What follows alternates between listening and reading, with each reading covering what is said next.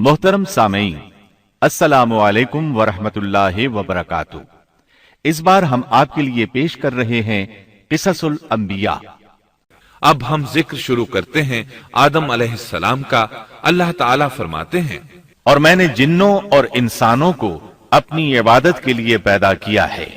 اللہ تعالیٰ نے ہمارے باپ کو کیوں پیدا فرمایا؟ ہمیں کیوں پیدا فرمایا؟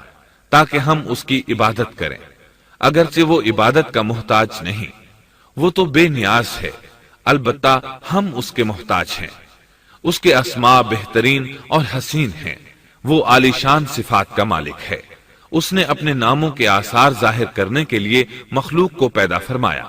رحمت کے آثار، قدرت کے آثار، جبر اور طاقت کے آثار اور حکمت کے آثار ظاہر کرنے کے لیے مخلوقات کو پیدا فرمایا، ورنہ وہ کسی چیز کا محتاج نہیں۔ آدم علیہ السلام کی تخلیق سے پہلے ہی اس بارے میں اللہ تعالیٰ کا فرشتوں سے مکالمہ ہوا۔ اللہ تعالیٰ نے فرمایا، اور جب تیرے رب نے فرشتوں سے کہا، میں زمین میں ایک خلیفہ بنانے والا ہوں۔ خلیفہ سے مراد ہے نائب، اور یہ کہ اس کی نسل میں سے ہر ایک دوسرے کا خلیفہ ہوگا۔ جبکہ سیدنا ابو بکر صدیق رضی اللہ عنہ نبی اکرم صلی اللہ علیہ وسلم کے خلیفہ ہوئے، سو اللہ نے ایک خلیفہ بنانے کا ارادہ فرمایا جو زمین میں حکومت کرے اور اس کو آباد کرے۔ اللہ تعالیٰ نے تمہیں زمین سے پیدا کیا اور اسی نے اس زمین میں تمہیں بسایا ہے۔ اللہ تعالیٰ کا ارادہ ہوا کہ زمین کو آباد کروائے، جبکہ جن اس قابل نہیں تھے، کیونکہ ان میں اس قدر عقل و دانش نہیں تھی کہ زمین کو پر رونق اور سرسبز و شاداب رکھ سکیں۔ علماء جنات کے بارے میں کہتے ہیں ان کا سب سے بڑا عقل مند جن انسانوں کے 10 سالہ بچے کے برابر عقل رکھتا ہے، اس لیے زمین کو آباد کرنے کی صلاحیت اللہ تعالیٰ نے انسان کو بخشی۔ اللہ نے انسان کو بہترین ڈھانچے اور حسین ترین شکل و صورت سے نوازا، پھر اپنی روح اس میں پھونکی۔ فرشتوں نے اس سے سوال کیا، ایسی مخلوق کو کیوں پیدا کرتا ہے جو زمین میں فساد کرے اور خون بہائے؟ اور ہم تیری تسبیح، حمد اور پاکیزگی بیان کرتے ہیں۔ اس کے جواب میں اللہ نے فرمایا، جو میں جانتا ہوں تم نہیں جانتے۔ دراصل فرشتوں نے کسی طرح معلوم کر لیا تھا کہ آدم کی اولاد زمین میں فساد کرے گی، خون ریزی کرے گی، لیکن انہوں نے یہ بات اعتراض کے طور پر نہیں کہی تھی، کیونکہ ایسا اعتراض تو گناہ ہے، اور فرشتے پلک جھپکنے کے برابر اللہ کی معصیت اور نافرمانی نہیں کرتے، بلکہ وہ تو نہایت معزز عبادت گزار ہیں، کسی بات میں اللہ پر پیش دستی اور سبقت نہیں کرتے، اور اس کے حکم پر عمل کرتے ہیں۔ اللہ کے حکم کی نافرمانی نہیں کرتے، بلکہ جو حکم دیا جائے بجا لاتے ہیں۔ اس لیے فرشتوں کا یہ پوچھنا وضاحت طلبی کے لیے تھا، وہ تو انسان کے پیدا کرنے کی وجہ پوچھ رہے تھے۔ وہ زمین میں جنات کے اعمال اور کرتوت کا مشاہدہ کر چکے تھے، یعنی اللہ تعالیٰ نے انہیں پیدا کر کے اختیار دیا تو وہ فتنہ و فساد اور فسق و فجور میں مبتلا ہو گئے، اور اب ایک اور مخلوق زمین میں بسائی جا رہی تھی، تو اس بات کا امکان تھا کہ یہ مخلوق بھی ان کے نقش قدم پر چلے۔ اس لیے فرشتوں نے تعجب اور حیرت کی بنا پر یہ سوال کیا تھا، اور پوچھنے کا مقصد یہ تھا کہ کیا یہ بھی جنوں کی طرح ہوں گے؟ اس طرح انہیں یہ خدشہ لاحق ہوا کہ شاید ان سے اللہ کی عبادت میں کوتاہی یا کمی واقع ہوئی ہے، جس کی وجہ سے اللہ کو نئی مخلوق پیدا کرنا پڑی۔ اس لیے ان کی بات میں یہ بھی تھا کہ ہم تیری حمد اور ثنا بیان کرتے ہیں۔ بہرحال ان کے سوال کے دو مقصد تھے، کیا یہ جنوں کی طرح فساد کرنے والی قوم ہے؟ کیا ہم سے تیری عبادت میں کوتاہی ہوئی ہے؟ اس پر اللہ تعالیٰ نے فرمایا، جو میں جانتا ہوں وہ تم نہیں جانتے۔ اس موقع پر فرشتوں کے ذہنوں میں ایک اور بات بھی آئی، وہ آپس میں کہنے لگے کہ اللہ تعالیٰ جو بھی مخلوق پیدا کرے گا وہ ہم سے زیادہ معزز اور عالم نہیں ہو سکتی۔ یعنی جب فرشتوں نے باقی مخلوقات کا جائزہ لیا، مثلا آسمان، زمین، پہاڑ، جن، چوپایوں وغیرہ کا، تو انہوں نے سوچا یہ ہم سے زیادہ مرتبے والی نہیں ہے، لہذا یہ مخلوق بھی پیدا ہو رہی ہے تو یہ ہم سے زیادہ مرتبہ نہیں رکھتی، یہ ہمارا خاص مقام ہے، کہ اللہ کی تسبیح میں مصروف ہیں، کفر سے محفوظ ہیں، ہر حکم بجا لاتے ہیں، اللہ کے تمام احکامات پورے کرتے ہیں، آسمان اور زمین میں اس کا حکم نافذ کرتے ہیں، اور اللہ کے نزدیک ہم سب سے زیادہ شرف والے ہیں۔ لہٰذا اگر یہ نئی مخلوق انسان بھی پیدا ہو جائے تو کیا ہوا، ہم سے زیادہ معزز اور علم والی تو نہیں ہوگی۔ بہرحال جب اللہ تعالیٰ نے آدم کو پیدا کیا تو زمین کی مٹی لانے کا حکم فرمایا، چنانچہ اللہ تعالیٰ کے پاس مٹی لائی گئی۔ امام ترمذی، ابن حبان اور امام احمد رحمت اللہ علیہم نے ایک حدیث بیان کی ہے جس کے الفاظ کچھ یوں ہیں: اللہ تعالیٰ نے آدم علیہ السلام کو مٹی کی ایک مٹھی سے پیدا فرمایا، اس مٹی کو اللہ تعالیٰ نے پوری زمین سے اٹھوایا تھا، یہی وجہ ہے کہ آدم کی اولاد زمین کے لحاظ سے ہی ظہور پذیر ہوئی، بعض سرخ رنگ کے ہیں تو بعض سیاہ اور بعض سفید اور کچھ اس کے درمیان میں ہیں، بعض نیک ہیں بعض خبیث اور کچھ پاکیزہ قسم کے ہیں۔ انسان کی تخلیق مٹی سے شروع ہوئی، اس مٹی کو پانی سے تر کیا گیا تو یہ تین بن گئی، اسی وجہ سے قرآن مجید کی بعض آیات میں تراب کا لفظ آیا ہے۔ تراب خشک مٹی کو کہتے ہیں، اور بعض آیات میں تین کا لفظ آیا ہے، تین تر اور بھیگی مٹی کو کہتے ہیں۔ اللہ تعالیٰ فرماتے ہیں خلقہ من تراب، یعنی آدم کو تراب سے پیدا کیا گیا، مٹی کی عام حالت کو تراب کہتے ہیں، اور فرمایا جب آپ کے رب نے فرشتوں سے کہا کہ میں مٹی سے بشر کو پیدا کرنے والا ہوں، جب اس مٹی کو پانی سے زیادہ بھگویا گیا تو وہ لیسدار ہونا شروع ہو گئی، اسی لیے اللہ تعالیٰ نے فرمایا ہم نے انسان کو لیسدار اور چپکنے والی مٹی سے پیدا کیا۔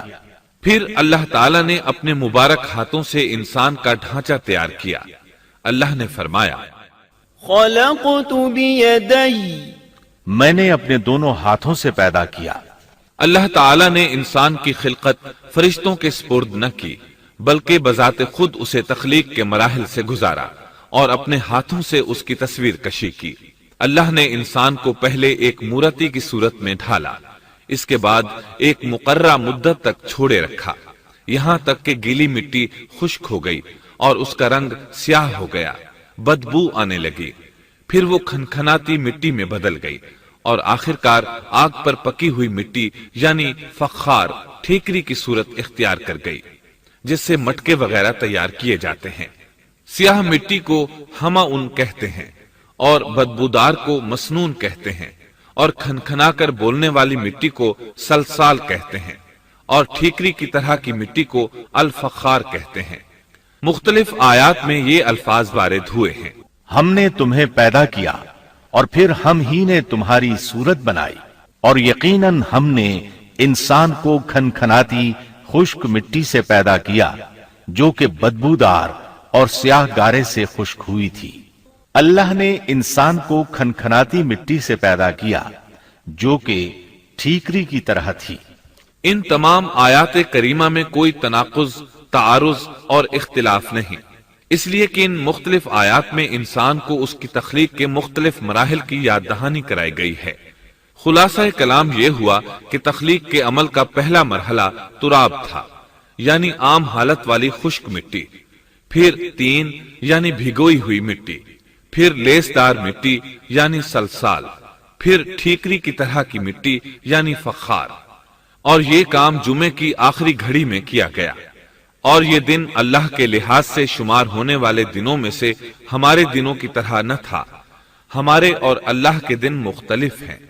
تخلیق آدم دراصل اللہ کا کرشمہ ہے، انسانوں کو ایک صورت عطا کی گئی۔ اس مرحلے کا تذکرہ بخاری اور مسند احمد کی ایک روایت میں ہے۔ اللہ نے آدم کو پیدا کیا اور ان کا قد 60 ہاتھ یا 60 میٹر لمبا تھا۔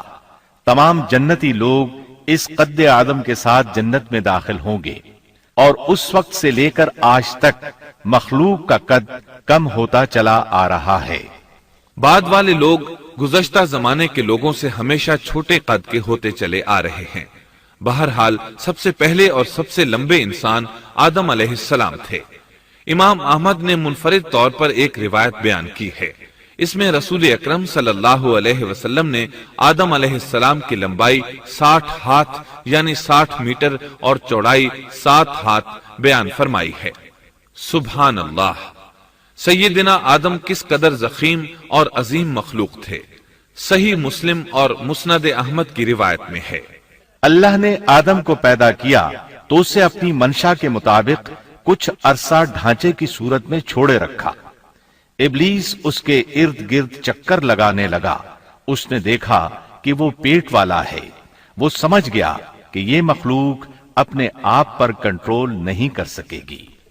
اس حدیث سے معلوم ہوتا ہے کہ انسانوں کی طرح جنات کا پیٹ نہیں ہے، صرف انسان ایسا ہے جس کا اندر والا حصہ کھوکھلا ہے۔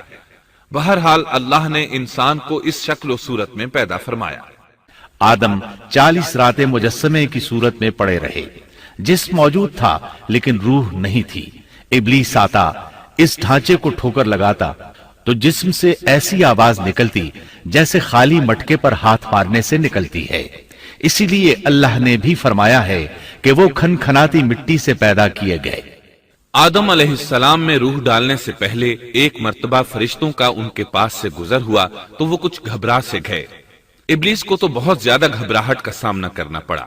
وہ گزرتے ہوئے ٹھوکر مارتا اور کہتا، تجھے کسی خاص مقصد کے لیے پیدا کیا گیا ہے۔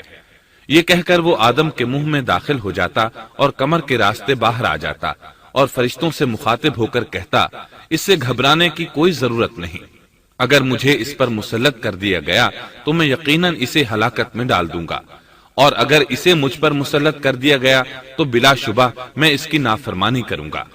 اندازہ کیجئے وہ تعجب کر رہا ہے کہ انہیں کیوں پیدا کیا گیا ہے۔ اس کی آدم علیہ السلام سے دشمنی کس قدر پرانی ہے، گویا ابتدا ہی سے یہ عداوت پر ڈٹ گیا تھا۔ بہرحال اللہ نے آدم میں روح پھونکی۔ اس مضمون کو قرآن مجید میں جا بجا ذکر کیا گیا ہے۔ اللہ تعالیٰ فرماتے ہیں، جب میں اس کو ٹھیک ٹھاک کر لوں اور اس میں اپنی روح پھونک دوں تو تم سب اس کے سامنے سجدے میں گر پڑنا۔ ایک اور جگہ فرمایا، اللہ تعالیٰ کے نزدیک عیسیٰ علیہ السلام کی مثال ہو بہو آدم علیہ السلام کی مثال ہے۔ اللہ نے انہیں مٹی سے بنا کر کہا، ہو جا، وہ ہو گئے۔ اللہ نے آدم علیہ السلام کو مٹی سے پیدا کیا، اپنے ہاتھوں سے بنایا، پھر اس میں روح پھونکی۔ اس کا مفصل بیان احادیث میں موجود ہے۔ جب ان میں روح پھونکی گئی اور ابتدا میں روح جیسے ہی سر کے اندر داخل ہوئی، آدم علیہ السلام کو چھینک آ گئی۔ فرشتوں نے آدم علیہ السلام سے کہا، الحمدللہ کہیے۔ انہوں نے کہہ دیا۔ اللہ کی اس تعریف کے جواب میں اللہ تعالیٰ نے فرمایا، رحمک ربک، یعنی تجھ پر تیرا رب رحم فرمائے۔ سبحان اللہ! اللہ ذوالجلال والاکرام نے آدم علیہ السلام میں روح مکمل ہونے سے پہلے ہی انہیں اپنی رحمت سے سرفراز فرما دیا۔ بہرحال جب روح ان کی آنکھوں میں داخل ہوئی اور انہوں نے جنت کے پھلوں کو دیکھا تو ان میں غور و فکر کرنے لگے۔ جب روح پیٹ میں داخل ہوئی تو کھانے کی طلب محسوس ہوئی۔ ابھی روح ٹانگوں تک پہنچی نہیں اور کھانے کی خواہش پہلے ہی محسوس ہونے لگی۔ اس جلد بازی اور عجلت کی وجہ سے اللہ تعالیٰ نے فرمایا، انسان جلد باز مخلوق ہے۔ جب آدم علیہ السلام کو پیدا کر دیا گیا تو اللہ تعالیٰ نے ان کی پشت پر ہاتھ پھیرا۔ ہاتھ پھیرتے ہی ان کی پشت سے قیامت تک پیدا ہونے والے انسان باہر نکل آئے۔ آدم کی تمام اولاد ان کے سامنے ظاہر ہو گئی، اور یہ بات نہایت وضاحت اور صراحت کے ساتھ قرآن مجید اور احادیث مبارکہ میں موجود ہے۔ مسلم بن یسار رحمت اللہ علیہ بیان کرتے ہیں کہ سیدنا عمر بن خطاب رضی اللہ عنہ سے کسی نے اس آیت کریمہ کے بارے میں پوچھا، اور جب آپ کے رب نے اولاد آدم کی پشت سے ان کی اولاد کو نکالا اور ان سے انہی کے بارے میں اقرار لیا کہ کیا میں تمہارا رب نہیں، سب نے جواب دیا، ہاں کیوں نہیں، ہم سب گواہ بنتے ہیں، تاکہ تم لوگ قیامت کے روز یوں نہ کہو ہم تو اس سے محض بے خبر تھے، یا یوں کہو کہ پہلے پہلے شرک تو ہمارے بڑوں نے کیا اور ہم ان کے بعد ان کی نسل میں ہوئے، لہذا کیا تو ان غلط راہ والوں کے فعل پر ہمیں ہلاکت میں ڈالے گا۔ سیدنا عمر رضی اللہ عنہ نے اس شخص کے سوال کے جواب میں فرمایا، میں نے سنا ہے کہ رسول اللہ صلی اللہ علیہ وسلم فرما رہے تھے، اللہ نے آدم علیہ السلام کو پیدا کیا، پھر اپنے دائیں ہاتھ کو اس کی پشت پر پھیرا اور اس سے نسل انسانی کو باہر نکالا اور ان کی طرف اشارہ کر کے فرمایا، میں نے انہیں جنت کے لیے پیدا کیا ہے اور یہ جنت والوں کے اعمال کریں گے۔ پھر اپنے ہاتھ کو دوبارہ آدم علیہ السلام کی پشت پر پھیرا اور اس سے نسل انسانی کو باہر نکالا اور ان کی طرف اشارہ کر کے فرمایا، میں نے انہیں آگ کے لیے پیدا کیا ہے اور یہ آگ والوں کے اعمال کریں گے۔ اس پر ایک شخص نے نبی اکرم صلی اللہ علیہ وسلم سے سوال کیا، اے اللہ کے رسول صلی اللہ علیہ وسلم، تو پھر ہمارے اعمال کس حساب میں شمار ہوں گے؟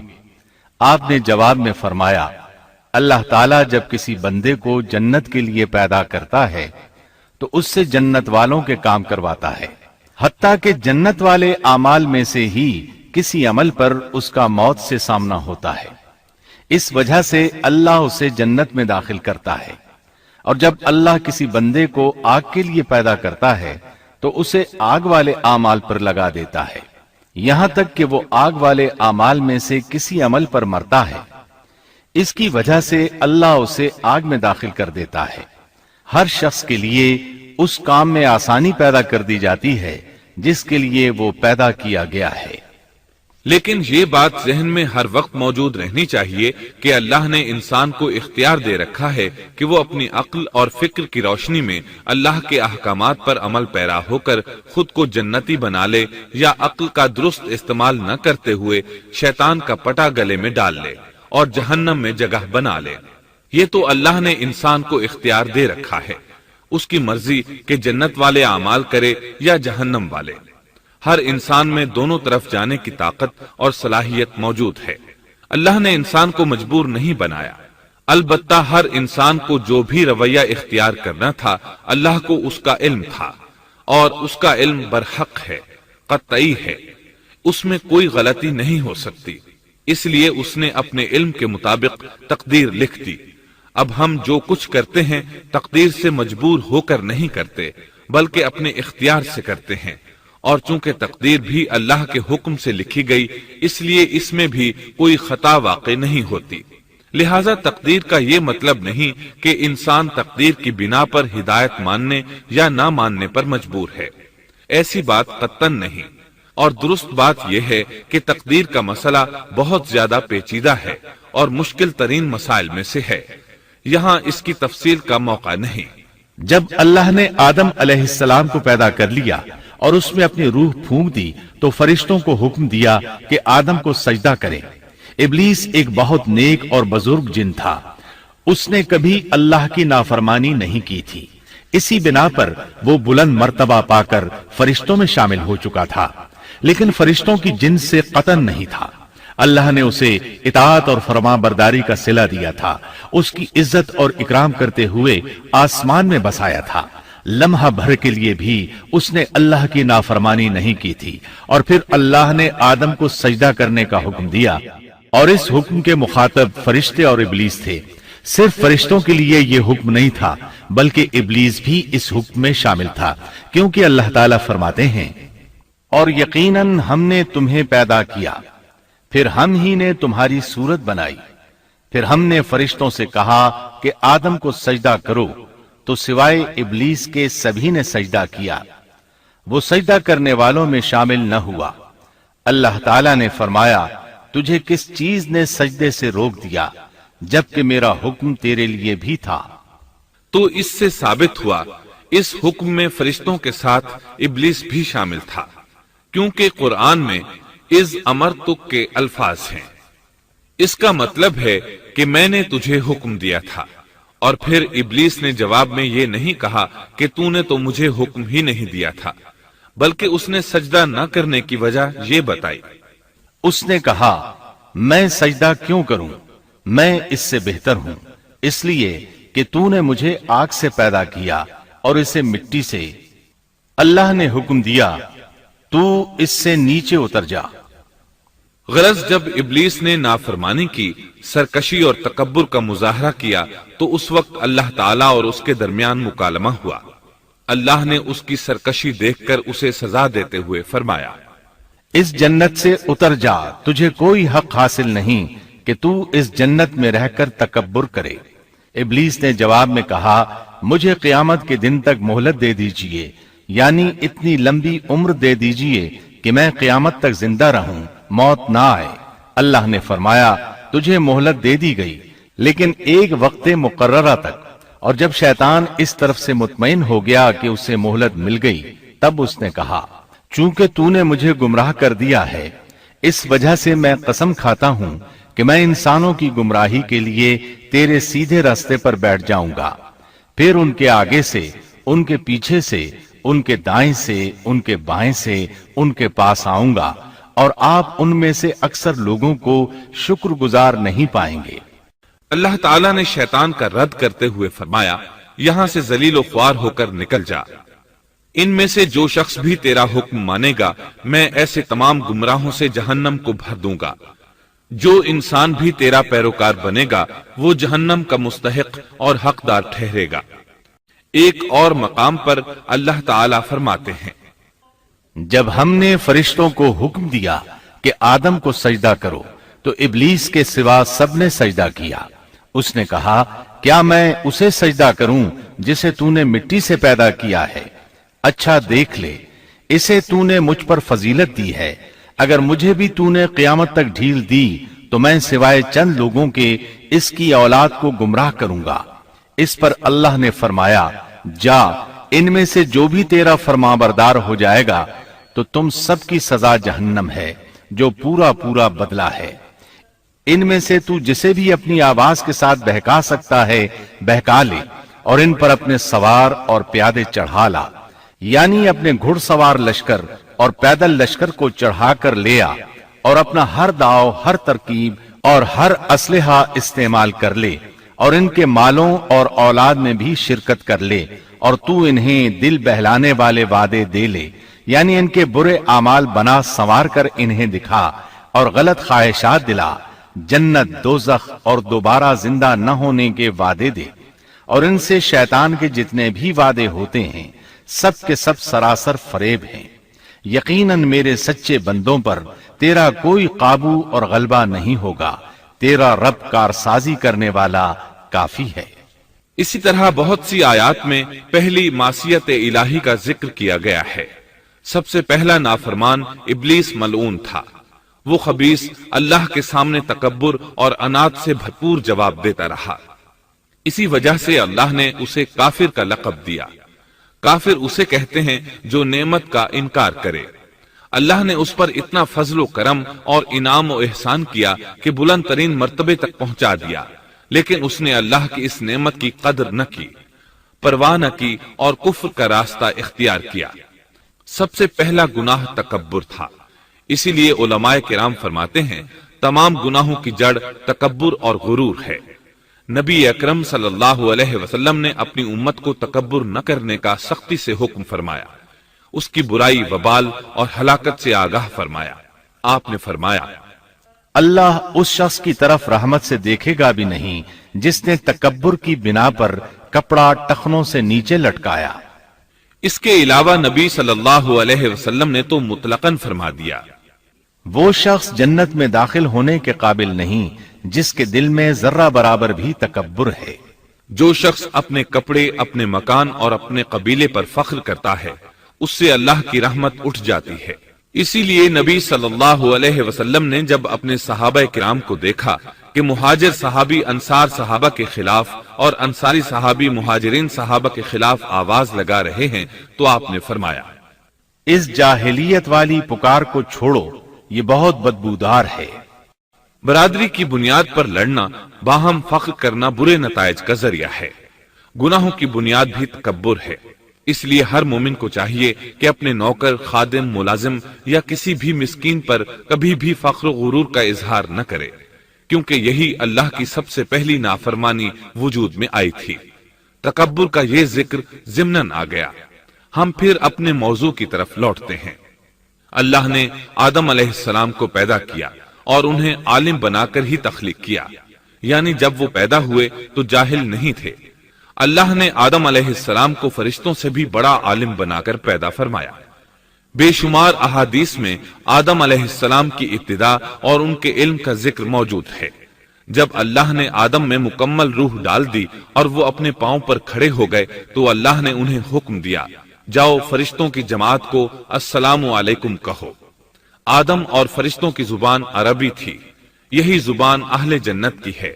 آدم گئے، جا کر سلام کہا، انہوں نے جواب میں کہا وعلیکم السلام ورحمت اللہ، یعنی تجھ پر اللہ کی سلامتی اور رحمت ہو۔ اللہ نے فرمایا یہ تیرا اور تیری اولاد کا آپس میں ایک دوسرے کو تحفہ اور ہدیہ ہے۔ اللہ نے آدم علیہ السلام کو ابتدا ہی میں تمام نام سکھا دیے۔ مفسرین نے ان ناموں کے بارے میں بہت بحثیں ذکر کی ہیں۔ مضبوط موقف سیدنا عبداللہ بن عباس رضی اللہ عنہما کا ہے کہ اللہ نے آدم علیہ السلام کو ہر چیز کا نام سکھا دیا تھا، مثلا یہ پہاڑ ہے، یہ سمندر ہے، یہ پرندہ ہے، یہ درخت ہے وغیرہ۔ وہ آسمان اور زمین کی ہر چیز کا نام جانتے تھے۔ یہ علم کیسا تھا، انسان نے کس طرح ہر چیز کا نام پہچان لیا۔ یقیناً اللہ انسان میں یہ طاقت پیدا کر سکتا ہے کہ وہ ہر علم کا احاطہ کر سکے۔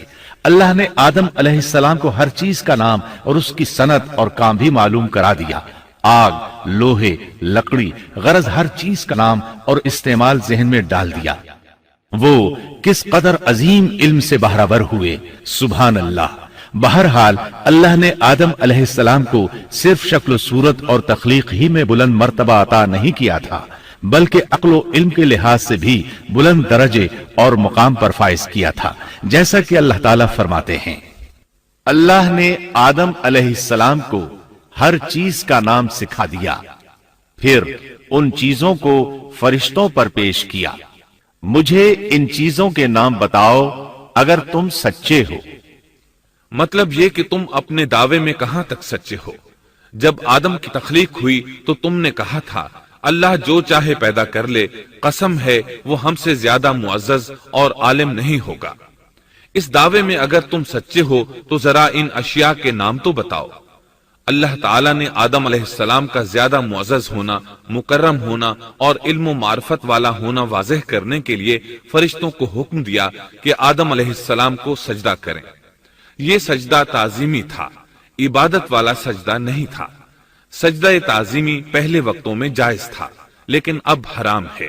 اسی لیے تو یعقوب علیہ السلام، ان کی بیوی اور 11 بیٹوں نے یوسف علیہ السلام کو سجدہ کیا تھا۔ بہرحال فرشتوں نے آدم علیہ السلام کو سجدہ کیا۔ اس سے معلوم ہو جاتا ہے کہ کون زیادہ عزت اور عظمت والا ہے۔ یقیناً آدم علیہ السلام زیادہ شرف اور منزلت کے حقدار ٹھہرے۔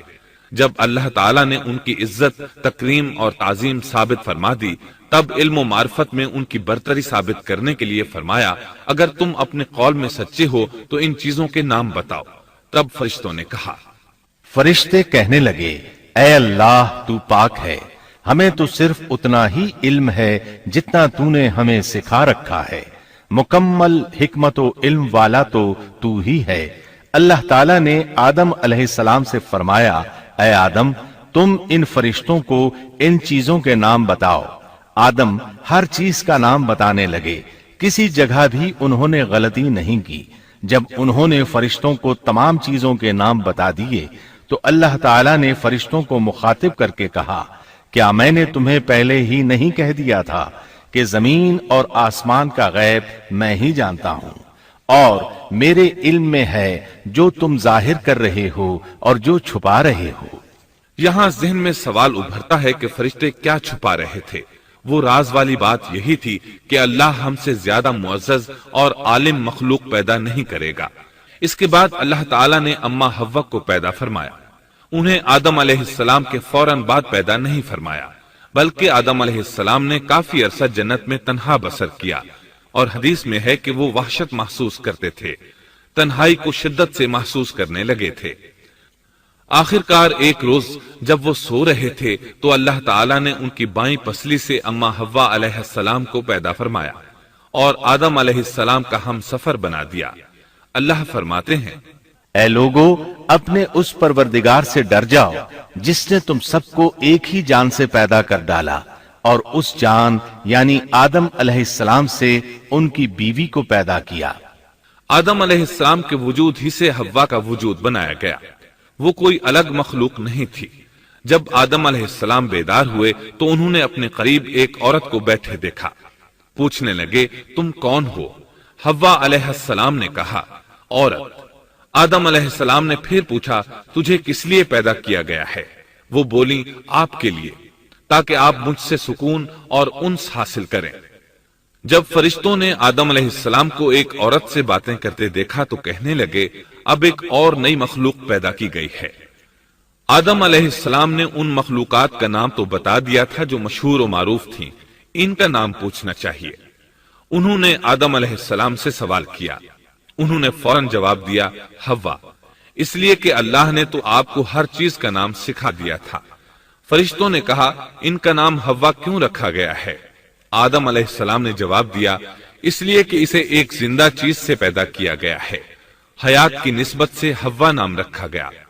مسلم شریف میں ہے، سیدنا ابو ہریرہ رضی اللہ عنہ روایت کرتے ہیں کہ رسول اللہ صلی اللہ علیہ وسلم نے فرمایا جو شخص اللہ اور آخرت کے دن پر ایمان رکھتا ہے، جب وہ کسی معاملے کے لیے حاضر ہو تو بھلائی والی بات کرے یا خاموش رہے، اور عورتوں کے بارے میں بھلائی کی وصیت حاصل کر لو، یعنی ان کے ساتھ اچھا سلوک کرو، کیونکہ عورت پسلی سے پیدا کی گئی ہے اور پسلی میں زیادہ ٹیڑھا حصہ اوپر والا حصہ ہوتا ہے۔ اگر تم اس کو سیدھا کرنا چاہو گے تو توڑ ڈالو گے، اور اگر اس کو چھوڑ دو گے تو وہ اسی طرح ہمیشہ ٹیڑھی رہے گی۔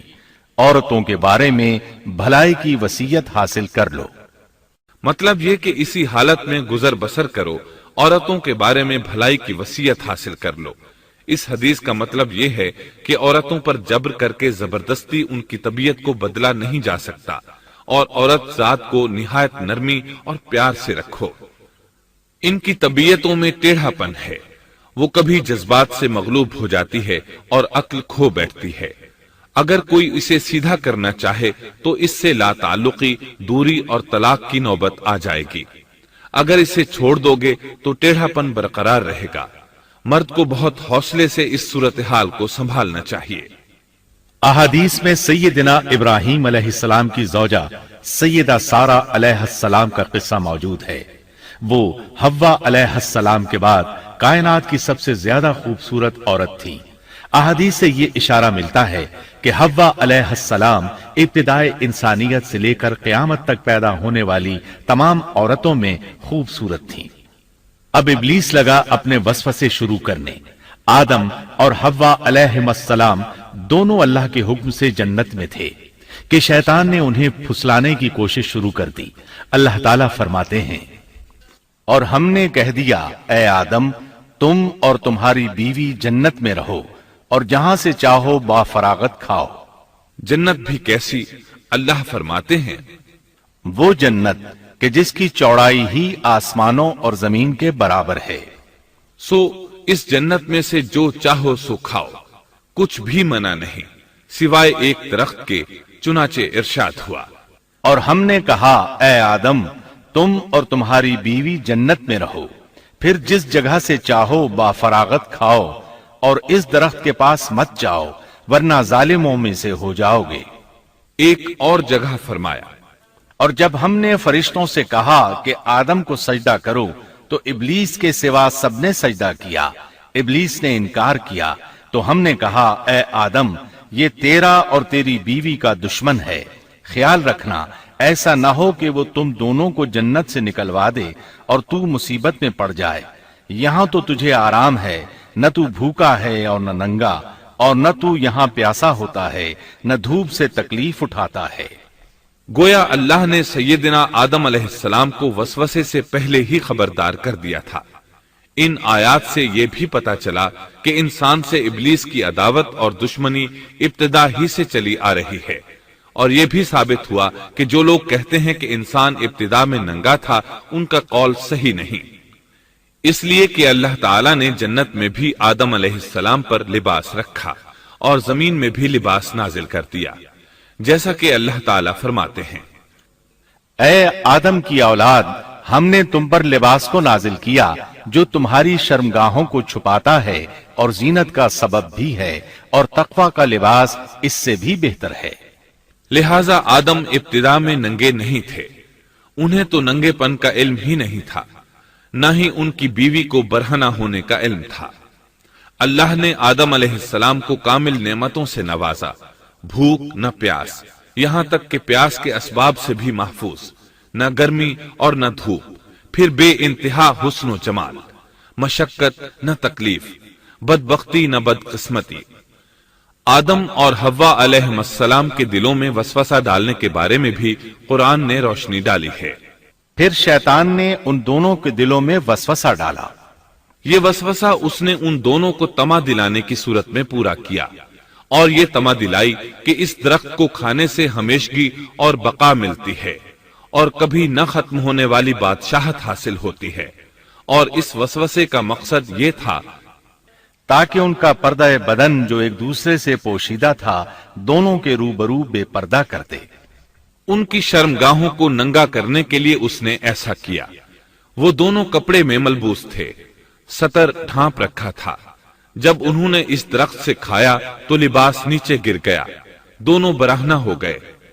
یہی شیطان چاہتا تھا کہ انہیں برہنہ کر دے، اللہ کی نافرمانی پر اکسائے۔ ارشاد ہوتا ہے، شیطان نے انہیں وسوسہ ڈالا، کہنے لگا، اے آدم، کیا میں تجھے دائمی زندگی کا درخت اور وہ بادشاہت نہ بتلا دوں جو کبھی پرانی نہ ہو؟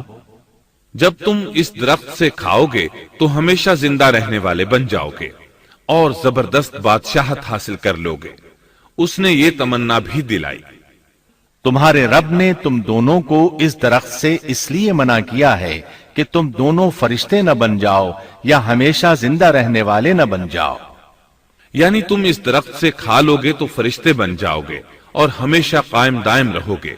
پھر وہ وسوسہ ڈالتے ہوئے جھوٹی قسمیں کھانے لگا، جیسا کہ ارشاد ہوتا ہے، اور ان دونوں کے روبرو قسمیں کھانے لگا کہ یقین آ جائے میں آپ کا خیر خواہ ہوں۔ اللہ کی قسم کھانے لگا، اور اس وقت سے جھوٹی قسموں کی ابتدا ہوئی۔ اس نے ان دونوں کو فریب دے کر بہکا لیا، جیسا کہ فرمایا، فَدَلَّاهُمَا بِغُرُورٍ، یعنی دھوکے سے انہیں پھسلایا، حالانکہ انہیں کسی چیز کی کمی نہیں تھی۔ بھلا وہاں کیا محتاجی ہو سکتی تھی؟ جنت میں سکون سے زندگی بسر کر رہے تھے۔ جنت سے بڑھ کر کیا چاہیے؟ ہمیشہ کے لیے جنت مل چکی تھی۔ اللہ تعالیٰ فرماتے ہیں، ان دونوں نے جب درخت کو چکھا، دونوں کا پردہ بدن ایک دوسرے کے روبرو کھل گیا، دونوں اپنے بدنوں پر درختوں کے پتے جوڑ جوڑ کر رکھنے لگے۔ کپڑے اترنے پر دونوں کو حیا آئی، اس لیے کہ انسان کی فطرت میں برہنہ ہونے کی ناپسندیدگی شامل ہے۔ برہنہ ہو گئے تو کوئی لباس نہیں تھا، اس لیے درختوں کے پتے جوڑ کر جسم ڈھانپنے لگے۔ حدیث میں آیا ہے، آدم بھاگنے لگے تو اللہ نے پکارا، آدم مجھ سے بھاگتے ہو؟ آدم بولے، اللہ، میں شرم کی بنا پر بھاگ رہا ہوں، اور اس وجہ سے کہ تیرے سامنے برہنہ کیسے رہوں، پھر یہ کہ نافرمانی کا ارتکاب بھی کر چکا ہوں۔ یہاں ایک سوال پیدا ہوتا ہے، دونوں میں سے پہلے کھانے والا کون تھا؟ اس بارے میں راجح قول یہ ہے کہ وہ حوا علیہ السلام تھی۔ انہی نے آدم علیہ السلام کو طمع دلاتے ہوئے اس غلطی پر آمادہ کیا تھا، جیسا کہ بخاری شریف میں نبی اکرم صلی اللہ علیہ وسلم نے فرمایا، اگر حوا نہ ہوتی تو کوئی عورت اپنے خاوند سے خیانت نہ کرتی۔ حوا علیہ السلام نے انہیں غلطی میں مبتلا کیا تھا۔ اگر حوا علیہ السلام نہ ہوتی تو آدم بھی خیانت میں مبتلا نہ ہوتے اور نہ معصیت میں مبتلا ہوتے۔ تب اللہ نے انہیں پکارا، کیا میں نے تم دونوں کو اس درخت سے نہیں روکا تھا؟ اور کیا یہ نہیں کہا تھا کہ شیطان تمہارا کھلا دشمن ہے؟ اب توجہ طلب بات یہ ہے کہ اس موقع پر دونوں نے کیا طرز عمل اختیار کیا۔ کیا وہ دونوں اپنی معصیت پر بضد رہے اور تکبر کرنے لگے، جیسا کہ ابلیس نے سجدہ کرنے سے انکار کیا تھا اور پھر لگا تھا اپنی معصیت پر اصرار کرنے، یا ان دونوں نے توبہ کر لی؟ جی ہاں، دونوں نے توبہ کر لی، جیسا کہ قرآن مجید میں آتا ہے۔ دونوں نے کہا اے ہمارے رب، ہم نے اپنا بڑا نقصان کیا، اور اگر تو ہماری مغفرت نہ کرے گا اور ہم پر رحم نہ کرے گا تو واقعی ہم خسارہ پانے والوں میں سے ہو جائیں گے۔ اس قصے میں ایک سوال یہ ذہن میں پیدا ہوتا ہے کہ جب سیدنا آدم علیہ السلام کو ابلیس نے سجدہ نہ کیا تو اللہ تعالیٰ نے اسے مردود بنا کر جنت سے نکال دیا۔ پھر وہ سیدنا آدم علیہ السلام کو اس درخت کے قریب کس طرح لے گیا جبکہ وہ جنت سے باہر ہو چکا تھا؟ قرآن کریم میں اس بارے میں یہ الفاظ آئے ہیں، پھر شیطان نے ان کے دلوں میں وسوسہ ڈالا۔ یہ وسوسہ اس نے کیسے ڈالا جبکہ وہ جنت سے نکالا جا چکا تھا؟ مفسرین نے اس کے جواب میں لکھا ہے کہ اس نے جنت سے باہر رہ کر یہ وسوسہ ڈالا تھا۔ جیسے آج کل تار اور بغیر تار کے آواز کو دور دراز علاقوں تک پہنچایا جا سکتا ہے، ایسے ہی شیطان نے اپنی طاقت سے یہ وسوسہ ان کے دلوں تک پہنچایا۔ لگے ہاتھوں ابلیس کی حقیقت بھی سن لیں۔ ابلیس کے لفظی معنی انتہائی مایوس کے ہیں۔ یہ راندہ درگاہ ہونے کے بعد ہمیشہ ہمیشہ کے لیے اللہ کی رحمت سے مایوس ہو گیا تھا، اس لیے اسے یہ لقب ملا، ورنہ روایات کی روح سے اس کا اصل نام عزازیل تھا۔ پہلے یہ جنات میں سے تھا، اپنے رب تعالی کی اطاعت سے نکل کر ابلیس ہوا۔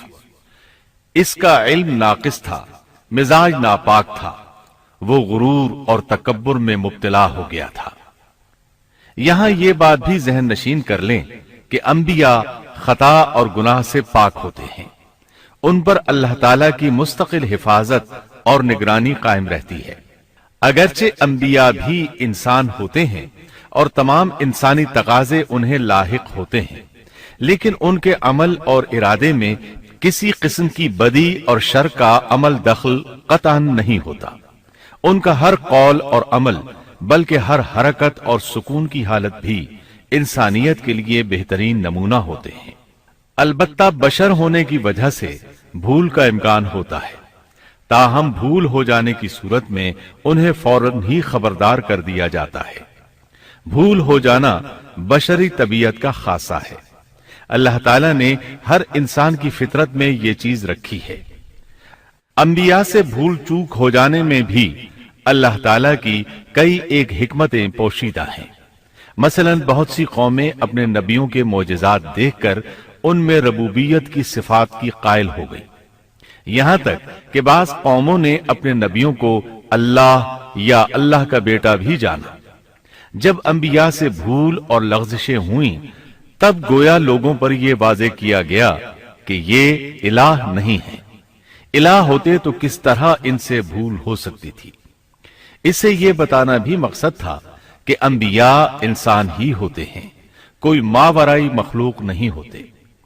سیدنا آدم علیہ السلام کے واقعے پر غور کرنے سے یہ حقیقت مزید واضح ہو جاتی ہے کہ سیدنا آدم علیہ السلام کی یہ لغزش گناہ نہیں تھی۔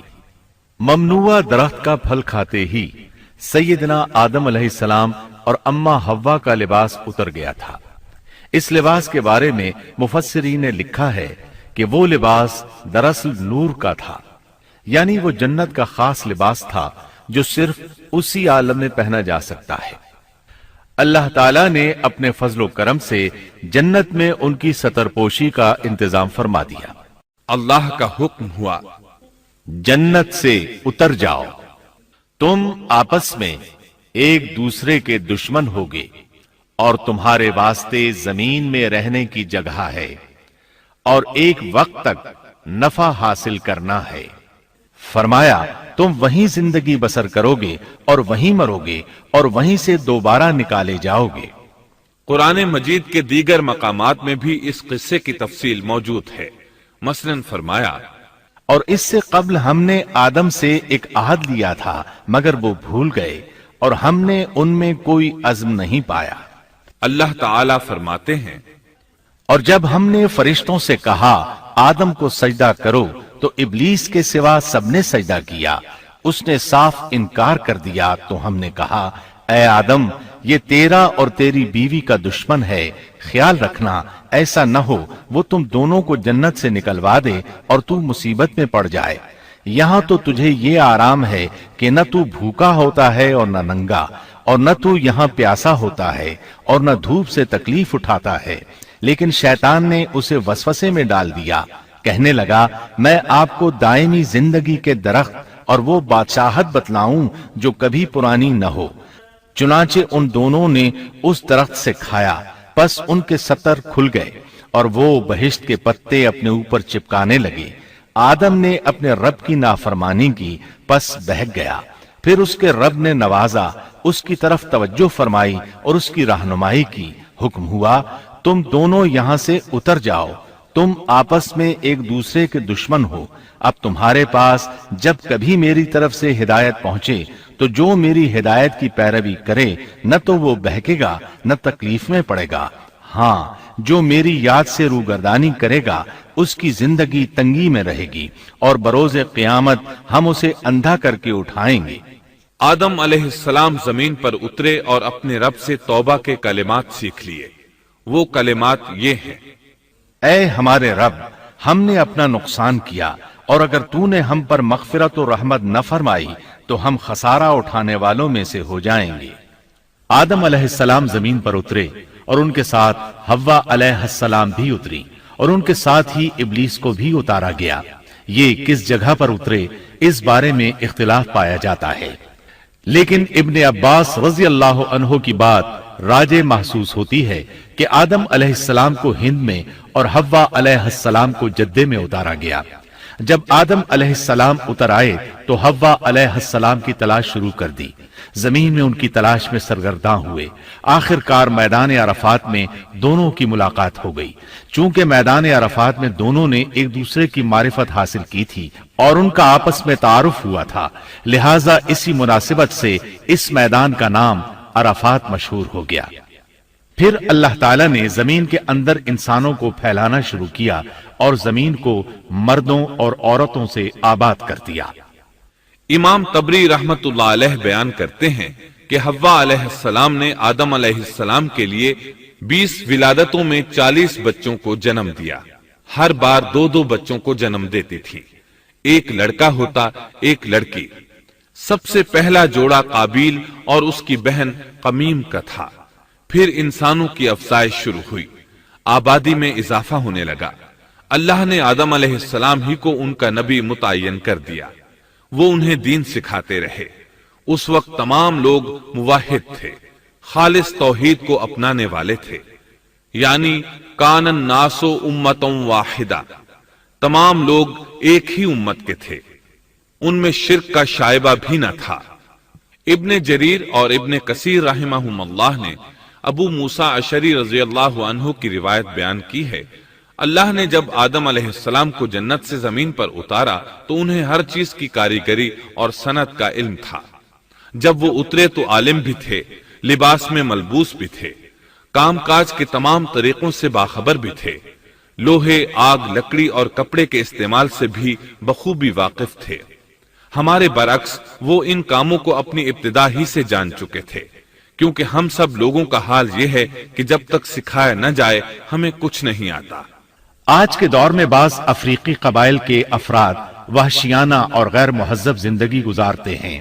علماء کا کہنا ہے کہ یہ لوگ زمین پر رہنے والوں میں سے گمراہ ترین انسان ہیں۔ انہوں نے بہترین زندگی ضائع کر دی اور گھٹیا زندگی کو پسند کیا۔ تہذیب و تمدن کا آغاز چونکہ ابتدائے آفرینش سے ہے، اس لیے ہر انسان کی فطرت میں تہذیب کی سوجھ بوجھ موجود ہے۔ بہرحال آدم علیہ السلام کے بعد انسانی مخلوق کی تعداد روز بروز بڑھتی چلی گئی اور انسانی کمزوریوں کی بنا پر گناہ شروع ہو گئے۔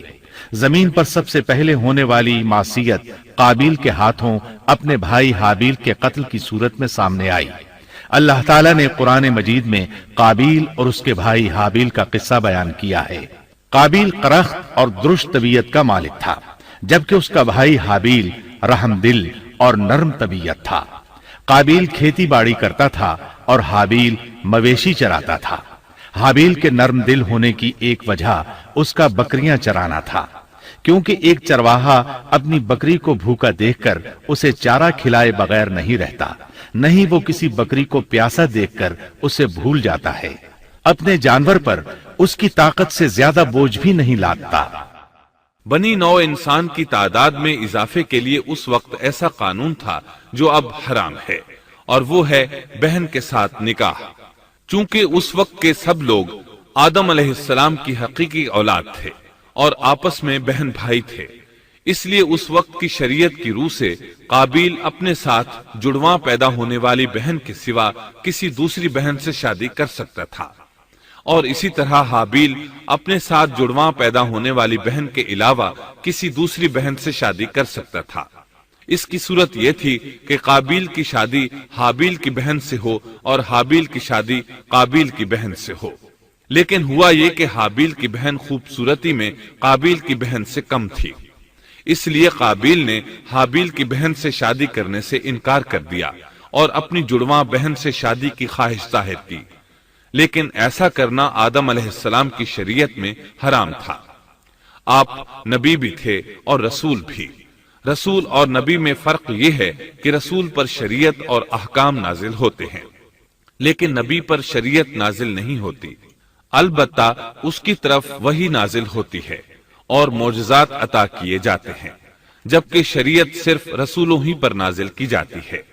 आदम अलैहिस्सलाम भी चूंकि रसूल थे, इसलिए उनकी शरीयत में यह कानून था कि कोई शख्स अपने साथ जुड़वां पैदा होने वाली बहन के साथ शादी नहीं कर सकता। काबिल इस शरई हुक्म की वजह से गजबनाक हो गया। उसने ताज्जुब का इजहार करते हुए इस कानून को मानने से इनकार कर दिया।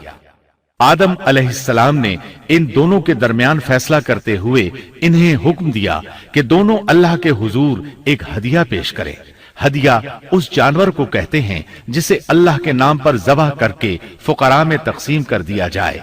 इससे मकसूद अल्लाह के लिए अपनी नीयत को खालिस करना होता है। इस अमल को कुर्बानी कहा जाता है। आदम अलैहिस्सलाम के जमाने में कुर्बानी का जो कानून था, उसके कबूल होने की निशानी तय थी, और वो ये कि आसमान से एक आग नमूदार होती और उस कुर्बानी को जला देती। इसका मतलब था कुर्बानी कबूल हो चुकी है, और अगर आग कुर्बानी को न जलाती तो समझ लिया जाता कि कुर्बानी कबूल नहीं हुई। आखिर कुर्बानी का दिन आ पहुंचा। हाबिल ने अपने मवेशियों में से एक बेहतरीन जानवर लिया और कुर्बान गाह में लाकर अल्लाह के हुजूर पेश कर दिया। दूसरी तरफ काबिल ने अपनी खेती के गल्ले में से रद्दी किस्म का गल्ला कुर्बानी के लिए पेश किया। दूसरे दिन दोनों कुर्बान गाह पहुंचे तो उन्होंने देखा कि हाबिल की कुर्बानी कबूल हो चुकी है, जबकि काबिल की कुर्बानी को आग ने छुआ तक नहीं था। ये देखकर काबिल हाबिल पर गजबनाक हुआ। शैतान ने भी उसे वसवसे में मुब्तला किया कि अपने भाई को कत्ल कर दे। उसने अपने भाई हाबिल को जान से मार डालने का पुख्ता इरादा कर लिया। उस वक्त तक रूए जमीन पर कोई इंसान कत्ल नहीं हुआ था। इंसानी तारीख में यह पहला कत्ल है जिसका इर्तिकाब काबिल ने किया। वो अपने भाई हाबिल के पास गया और उससे बोला, मैं तुझे कत्ल कर दूंगा।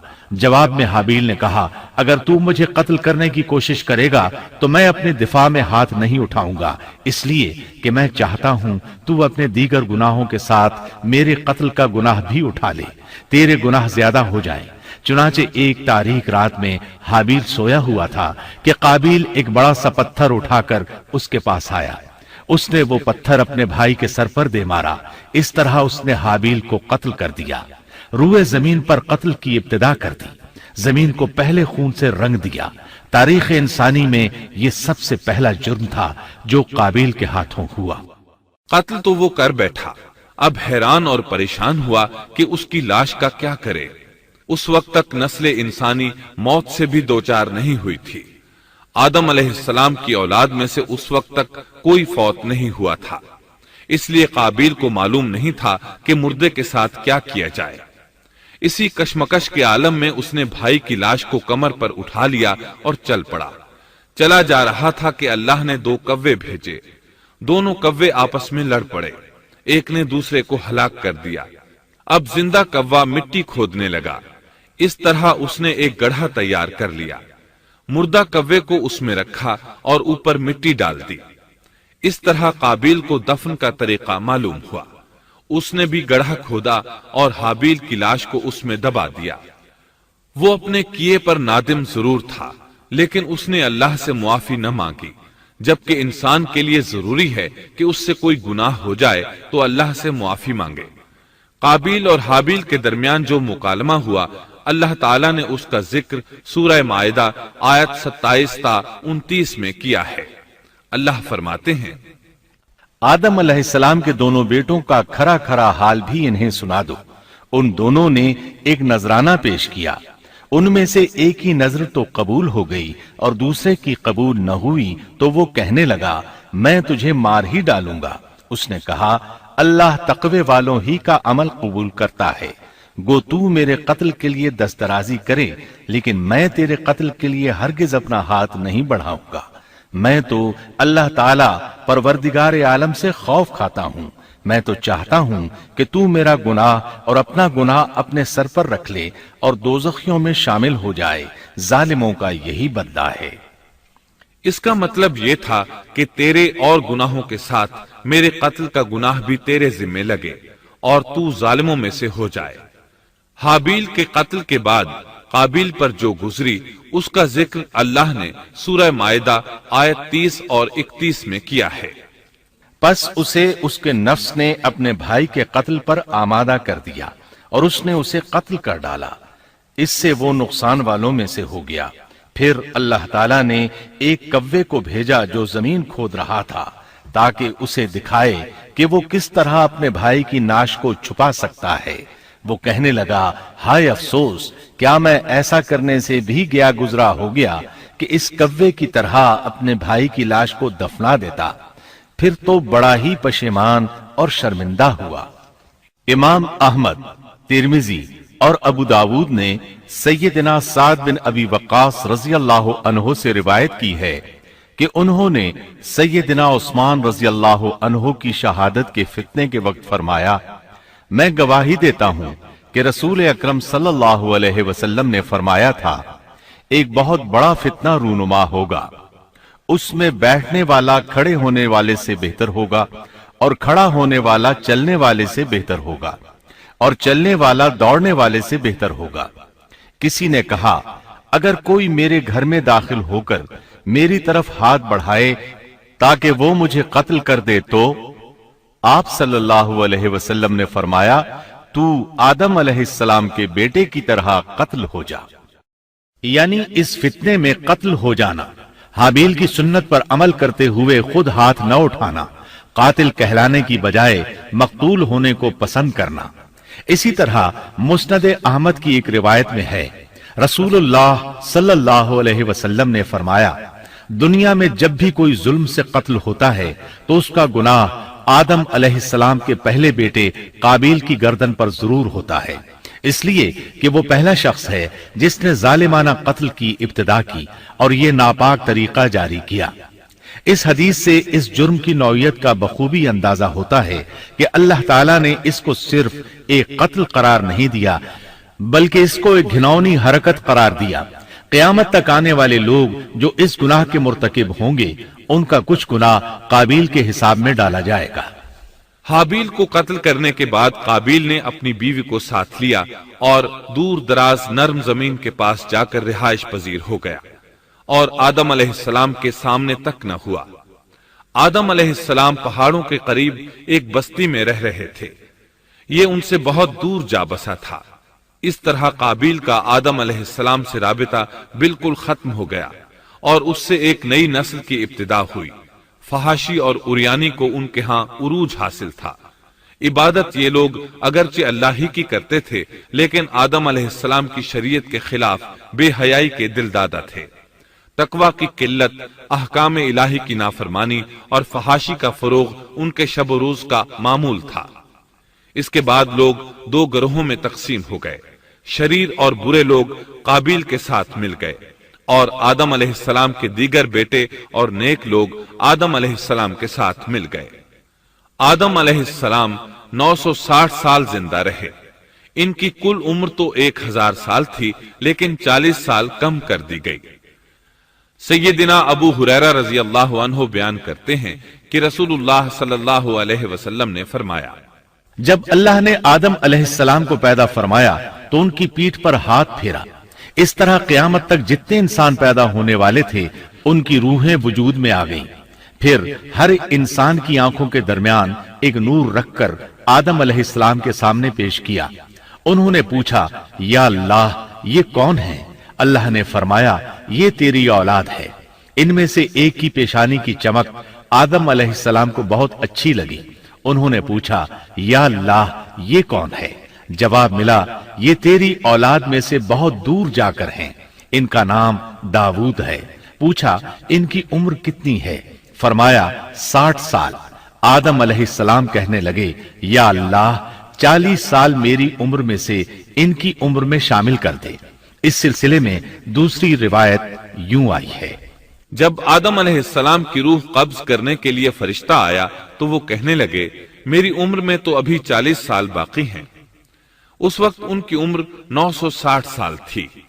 انبیاء اپنی عمر سے واقف ہوتے ہیں۔ فرشتے نے کہا، کیا آپ کو یاد نہیں آپ نے اپنی عمر کے 40 سال اپنی اولاد داؤد کو ہبہ کر دیے تھے؟ رسول اللہ صلی اللہ علیہ وسلم نے فرمایا، چونکہ آدم علیہ السلام نے انکار کیا تو ان کی اولاد بھی انکار کی عادی ہے۔ آدم علیہ السلام خود بھول گئے، ان کی اولاد بھی بھولتی ہے۔ آدم علیہ السلام نے خطا کی، ان کی اولاد بھی خطا کرتی ہے۔ حابیل کے قتل کے بعد اللہ تعالیٰ نے آدم اور حوا علیہ السلام کو اس کا نعم البدل عطا کیا۔ اس کا نام انہوں نے شیس رکھا۔ شیس کا مطلب ہے اللہ کا دیا ہوا تحفہ۔ حابیل کے قتل پر آدم اور حوا علیہ السلام دونوں بہت غمگین ہوئے، اس لیے اللہ نے بدلے میں انہیں شیس علیہ السلام عطا فرمائے۔ سیدنا ابو ذر غفاری رضی اللہ عنہ سے مروی ایک صحیح حدیث میں ہے کہ رسول اللہ صلی اللہ علیہ وسلم نے فرمایا، اللہ تعالیٰ نے 104 صحیفے نازل فرمائے، ان میں سے 50 صحیفے شیس علیہ السلام پر نازل ہوئے۔ ان صحیفوں میں ایسے قوانین، اصول اور ضابطے تھے جن سے انسانیت کی زندگی منظم ہوتی ہے۔ شیس علیہ السلام نے آدم علیہ السلام سے علم حاصل کیا، لیکن آدم علیہ السلام کا تمام علم وہ حاصل نہ کر سکے، اس لیے کہ آدم علیہ السلام نے بالمشافہہ اللہ تعالیٰ سے علم حاصل کیا تھا، اور بہت سی اشیاء کا علم اللہ تعالیٰ نے انہیں سکھا دیا تھا، اس لیے وہ تمام علماء سے بڑھ کر عالم تھے۔ شیس علیہ السلام نے آدم علیہ السلام سے علوم سیکھ کر لوگوں کو سکھائے۔ لوگوں نے ان سے مختلف علوم، فنون اور پیشے سیکھے۔ انہیں شہروں میں رہنے سہنے کے بارے میں تعلیم دی، دن رات کے حسابات سے انہیں آگاہ کیا اور انہیں بتایا کہ کن اوقات میں وہ اللہ کی عبادت کریں اور عبادت کے طریقے انہیں سکھائے۔ احادیث میں اس کی وضاحت ملتی ہے۔ امام احمد رحمت اللہ علیہ بیان کرتے ہیں کہ ابو زمعہ سعدی کہتے ہیں کہ انہوں نے مدینے میں ایک شیخ کو لوگوں سے کلام کرتے دیکھا تو ان کے متعلق پوچھا، یہ کون شخص ہے؟ لوگوں نے بتایا کہ یہ ابی بن کعب رضی اللہ عنہ ہیں، بڑے صحابہ میں ان کا شمار ہوتا ہے، تمام مسلمانوں سے بڑھ کر قرآن اور اس کی تفسیر کے عالم ہیں۔ ابو زمعہ فرماتے ہیں کہ ابی بن کعب رضی اللہ عنہ اس وقت یہ واقعہ بیان کر رہے تھے کہ جب آدم علیہ السلام کی وفات کا وقت قریب آیا تو انہوں نے اپنے بیٹوں سے فرمایا، میرا جنت کے پھل کھانے کو جی چاہتا ہے۔ جنت کے پھل دنیاوی پھلوں جیسے ہی ہوتے ہیں، سیب، انار، انگور، یہ سب جنت میں موجود تھے۔ جنت کے اور دنیا کے پھلوں میں فرق یہ ہے کہ دنیاوی پھل بدبودار ہو جاتے ہیں، جبکہ جنتی پھل کبھی بدبودار نہیں ہوتے۔ اسی طرح دنیاوی پھلوں کا ذائقہ عارضی ہوتا ہے، جبکہ جنتی پھلوں کا ذائقہ ہمیشہ برقرار رہتا ہے۔ اس لیے آدم علیہ السلام نے چاہا کہ وہ جنت کے پھل کھائیں، چنانچہ ان کے بیٹے تلاش میں نکل گئے۔ انہوں نے اپنے ساتھ کلہاڑے، کدالیں اور ٹوکریاں لے لی۔ راستے میں انہیں فرشتے ملے، ان کے پاس آدم علیہ السلام کا کفن اور خوشبو وغیرہ تھی۔